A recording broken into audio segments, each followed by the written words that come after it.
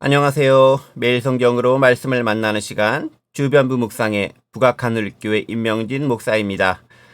주변부 묵상은 우리가 성경 본문에서 일반적으로 듣고 또 발견할 수 있는 내용보다는 그 주변부에 있거나 감춰 있어서 그냥 지나치거나 잊고 있기 쉬운 것들을 찾아내고 그 의미를 생각해보는 묵상입니다. 오늘 함께 묵상할 말씀은요, 출애굽기 8장 20절에서 32절까지의 말씀입니다. 세상에서 그리스도인으로서의 정체성을 가지고 살아간다는 것의 의미를 함께 생각해 보도록 하겠습니다. 먼저 본문 말씀 제가 읽겠습니다. 여호와께서 모세에게 이르시되 아침에 일찍 일어나 바로 앞에 서라. 그가 물 있는 곳으로 나오리니 그에게 이르기를 여호와께서 이와 같이 말씀하시기를 내 백성을 보내라. 그러면 그들이 나를 섬길 것이니라. 내가 만일 내 백성을 보내지 아니하면 내가 너와 내 신하와 내 백성과 내 집들의 파리떼를 보내리니 애굽 사람의 집집에 파리떼가 가득할 것이며 그들이 사는 땅에도 그러하리라. 그날에 나는 내 백성이 거주하는 고센 땅을 구별하여 그곳에는 파리가 없게 하리니 이로 말미암아 이 땅에서 내가 여호와인 줄을 내가 알게 될 것이라. 내가 내 백성과 내 백성 사이를 구별하리니 내일 이 표정이 있으리라 하셨다 하라 하시고, 여호와께서 그와 같이 하시니 무수한 파리가 바로의 궁과 그의 신하의 집과 애굽 온 땅에 이르니 파리로 말미암아 그 땅이 황폐하였더라. 바로가 모세와 아론을 불러 이르되 너희는 가서 이 땅에서 너희 하나님께 제사를 드리라. 모세가 이르되 그리함은 부당하나이다. 우리가 우리 하나님 여호와께 제사를 드리는 것은 애굽 사람이 싫어하는 바인즉 우리가 만일 애굽 사람의 목전에서 제사를 드리면 그들이 그것을 미워하여 우리를 돌로 치지 아니하리이까. 우리가 사흘길쯤 광야로 들어가서 우리 하나님 여호와께 제사를 드리되 우리에게 명령하시는 대로 하려 하나이다. 바로가 이르되 내가 너희를 보내리니 너희가 너희 하나님 여호와께 광야에서 제사를 드릴 것이나 너무 멀리 가지는 말라. 그런즉 너희는 나를 위하여 간구하라. 모세가 이르되 내가 왕을 떠나가서 여호와께 간구하리니 내일이면 파리떼가 바로와 바로의 신하와 바로의 백성을 떠나려니와 바로는 이 백성을 보내어 여호와께 제사를 드리는 일이 이래 다시 거짓을 행하지 마소서 하고, 모세가 바로를 떠나 나와서 여호와께 간구하니 여호와께서 모세의 말대로 하시니 그 파리떼가 바로와 그의 신하와 그의 백성에게서 떠나니 하나도 남지 아니하였더라. 그러나 바로가 이때에도 그의 마음을 완강하게 하여 그 백성을 보내지 아니하였더라. 세상에서 그리스도인으로 살아간다는 것은 어떤 의미일까요? 세상과 담을 지고 그렇게 살아야 되는 것일까요? 아니면 세상과 똑같은 모습으로 살아야 하는 것일까요? 물론 우리는 양비론적으로 둘 다 옳은 것은 아니라는 것을 잘 알고 있습니다. 자, 그렇다면 어떻게 살아야 될까요? 타협이라도 해야 되는 걸까요?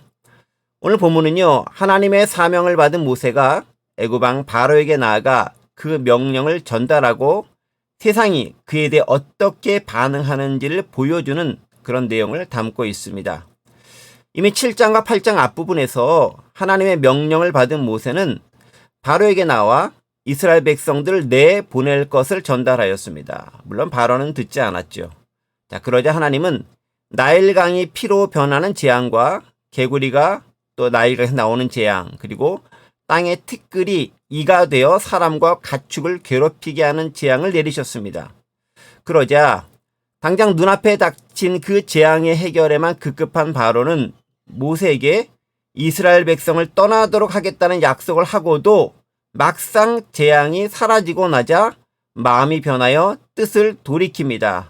화장실 들어가기 전과 들어갔다 나온 후가 달라지는 모습이겠죠. 그게 인간의 모습입니다. 이 오늘 본문은 애굽에 내린 10가지 재앙 중 4번째 해당되는 것으로 특별히 파리떼가 출몰하는 사건을 보여줍니다. 그 본문에서 발견할 수 있는 몇 가지 짚고 넘어가면 좋을 만한 것들을 함께 생각해 보도록 하겠습니다. 먼저요, 나일강이 피로 변하고 그곳에서 개구리가 나오는 재앙이 물과 관련된 것이라면, 그리고 땅의 티끌이 이로 변하는 것이 땅, 즉 이 지상과 관련된 것이라면 파리떼의 출몰은 하늘과 관련된 것임을 알 수 있습니다. 즉 하나님은 땅과 물과 하늘 모두를 통치하시는 분이라는 점이죠. 창조주이신 하나님이 이 세상과 관련되어 통치하지 못하거나 영향력을 행사하지 못하시는 분야는 아무 곳에도 없습니다. 우리는 종종 하나님이 주무시거나 혹은 잠시 다른 곳에 계신 양 행동을 하거나 아니면 요나처럼 멀리 도망가거나 저 깊은 바닷속이라도 들어가면 하나님 없을 것이라고 생각할지 모르겠지만 하나님의 손에서 벗어날 수 있는 곳은 없습니다. 22절에서도 기록하고 있죠. 하나님은 이 땅에서도 여호와이시니이다. 그렇습니다. 자, 둘째는요. 그런 하나님을 우리가 믿고 있다면 우리는 세상 앞에 당당히 설 수 있어야 한다는 점입니다. 20절 말씀입니다. 여호와께서 모세에게 이르시되 아침에 일찍 일어나 바로 앞에 서라. 그가 물 있는 곳으로 나오리니 그에게 이르기를 여호와께서 이와 같이 말씀하시기를 내 백성을 보내라. 그러면 그들이 나를 섬길 것이니라. 이렇게 기록되어져 있죠. 여기 보면 아침에 일찍 일어나 바로 앞에 서라고 명령하고 있습니다. 하나님은 모세에게 바로로 대표되는 세상 앞에 당당히 설 것을 요구하십니다. 세상 앞에 당당히 서는 것, 그거 쉽지 않습니다. 하지만 신앙을 가진 기독교인이라면 당연히 견지해야 할 삶의 자세입니다. 쉽지 않지만 해야 된다는 것이죠. 막강해 보이는 세상의 권력 앞에 혈혈단신으로 서는 것 어렵습니다. 하지만 우리에겐 하나님의 임재의 상징인 지팡이가 있습니다. 그것은 내 능력이 아닌 하나님의 능력으로 나아감을 의미합니다. 하나님에 대한 철저한 신뢰와 믿음을 가지고 있다면 세상에 당대히 그리고 담담하게 설 수 있습니다. 그리고 복음을 전할 수 있습니다. 그것이 바로 하나님을 믿는 우리의 특권입니다. 셋째는요. 하나님은 구별하시는 분이다라는 점입니다. 자, 무엇과 무엇을 구별할까요? 애굽과 하나님의 백성을 구별하십니다. 애굽은 어떤 곳일까요? 온갖 이방신들을 섬기고 이스라엘 백성들을 압제하는 곳이 애굽입니다. 비록 애굽이 당대 최고의 제국인 것은 분명하지만 그들은 불의했고 폭력적이었습니다. 이방 사람들을 마구 노예로 삼아서 부려먹었지요. 그들의 종교적 자유를 허락하지 않았습니다. 하나님은 그런 곳에서 나와서 하나님을 온전히 예배할 수 있는 곳으로 너는 지금 나가라 라고 명령하고 계신다는 거죠. 세상과 구별되는 삶의 방식 분명히 지켜야 할 것을 이야기하고 그것이 용이하지 않다면 떠나라 라고 말씀하십니다. 이스라엘은 하나님이 구별해낸 백성입니다. 그리고 그에 합당한 정체성을 가질 것을 요구합니다. 하나님의 백성이기 때문에 하나님의 백성의 정체성을 가지고 살아야 하는 것이지요. 하나님의 백성에 부합하지 못하는 삶을 요구하는 곳이 있다면 거기서 과감히 탈피하고 떠날 수 있어야 한다는 겁니다.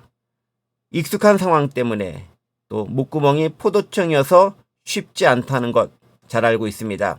하지만 그럴지라도 광야로 들어설 수 있는 용기와 믿음이 필요합니다. 하나님은 하나님의 구별된 백성을 먹이시고 입히실 수 있는 분이십니다. 그런데 그건요, 스스로 구별됨을 선택하고 예배하기 위해 광야로 들어설 때 비로소 경험할 수 있는 것입니다. 이스라엘 백성들이 하나님의 명령에 따라 말씀에 따라 광야로 나갔었을 때 그 광야는 아무것도 없는 곳이었지만 만나와 메추라기와 마시는 물을 통해서 하나님의 공급하심을 경험할 수 있었습니다. 마지막으로요. 이와 반대로 세상은 지속적으로 우리에게 타협할 것을 요구한다는 점입니다. 이스라엘 백성을 내보내라는 하나님의 명령, 그리고 이에 거역하는 바로. 하나님은 그 바로와 애굽에게 재앙을 내립니다. 그러자 바로는 모세에게 타협안을 제시하죠.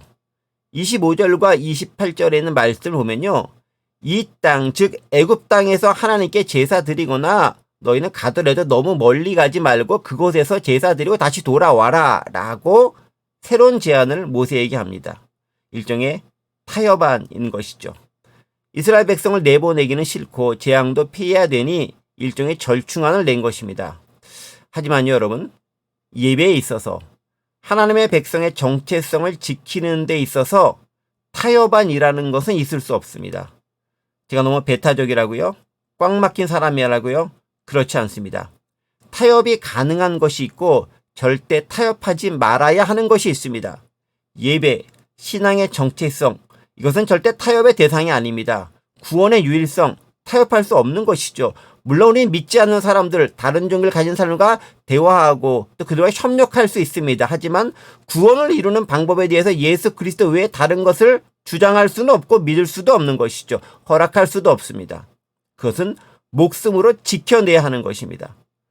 우리는 선교의 방법이나 공존의 방법에 대해 양보하고 이해할 수 있습니다. 하지만 그 모든 것들도 일단은요, 내가 참된 그리스도인이라는 정체성을 제대로 가지고 있지 않다면 무슨 의미가 있겠습니까? 내 정체성 자체가 훼손되고 흔들리고 무너지는데 그 이후의 것들이 무슨 의미를 지닌다는 말입니까? 말씀을 좀 정리해 봅니다. 우리는 이 상황이라는 핑계로요, 너무 예배와 기독교인의 정체성에 대해 안이한 태도를 보이는 경향이 있습니다. 상황이라는 것은 언제나 유동적입니다. 변화무쌍한 거죠. 그 유동적인 상황에 따라 예배와 정체성이 흔들린다? 올바른 신앙인, 진정한 신앙인이라 할 수 없습니다. 오히려 우리는 유동적인 상황을 신앙의 상태와 자세를 점검하는 바로미터로 삼을 수 있어야 됩니다. 그 상황 가운데서도, 어떤 여건 가운데서도 하나님을 예배하고 하나님의 신실한 신앙인임의 그 자세와 정체성을 지켜나가겠다는 결심과 믿음이 필요한 것이죠. 세상을 상징하는 애굽과 바로는 자신들의 영향력을 계속 유지하기 위해 우리의 신앙을 흔들고 타협안을 제시합니다. 지금 시대도 마찬가지다라는 거죠. 하지만 타협하는 순간 이미 게임은 진 겁니다.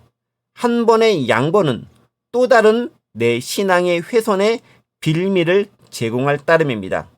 절대 흔들리지 않는 견고한 신앙인의 정체성과 그 예배에 대한 자세로 우리를 유혹하는 세상에서 당당히 승리해 나갈 수 있는 저와 여러분들 되시기를 간절히 원합니다. 잠시 기도하겠습니다. 하나님 아버지, 우리는 세상의 유혹과 핍박에 대해 상황이라는 미명하에 너무 안이한 태도를 취하고 너무 타협하고 절충하는 삶을 살아가고 있는지 다시 한번 돌아봅니다. 지켜야 될 것이 있습니다. 예배를 지키고 우리 신앙의 정체성을 지키는 것에는 절대 용납하거나 물러서지 않는 믿음, 담대함, 용기 허락하여 주옵소서. 감사드리며 예수 그리스도의 이름으로 기도드립니다. 아멘.